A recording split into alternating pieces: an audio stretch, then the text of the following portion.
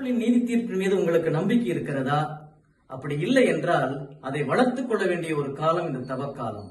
எரேமியா இறைவாக்கு புத்தகம் 11வது அதிகாரம் 20வது இறைவார்த்தை.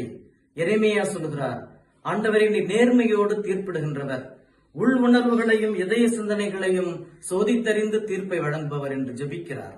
நம்முடைய வாழ்க்கையில நிறைய நேரங்களில் நமக்கு அநீதி நடந்து அந்த அநீதியால் துன்புற்று நம்ம வழக்கு ஆட செல்லுகிறோம், நீதிமன்றங்களை நோக்கி செல்லுகிறோம்.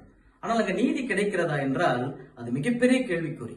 அப்படிப்பட்ட நேரங்கள் எல்லாம் நம்முடைய எதிரிகளை, நமக்கு அநீதி இழைத்தவர்களை கடவுளின் நீதிமன்றத்தில் ஒப்புக் கொடுக்க வேண்டிய ஒரு நேரம் இது. அப்படிப்பட்ட நேரத்துல நம்முடைய நம்பிக்கை எப்படி இருக்க வேண்டும் என்பதை எரேமியா சொல்லுகிறார். ஆண்டவரே, நீ நேர்மையோடு தீர்ப்பிடுகின்றவர், உள் உணர்வுகளை அறிந்து தீர்ப்பிடுகின்றவர், எனவே என் எதிரிகளை நீர் பழி வாங்குவதை நான் காண வேண்டும் என்று அவர் ஜெபிக்கிறார். எனவே இந்த நாட்கள்ல நம்முடைய வழக்குகளை, அநீதியான துன்பங்களை ஆண்டவரிடத்தில் ஒப்புக் கொடுப்போம்.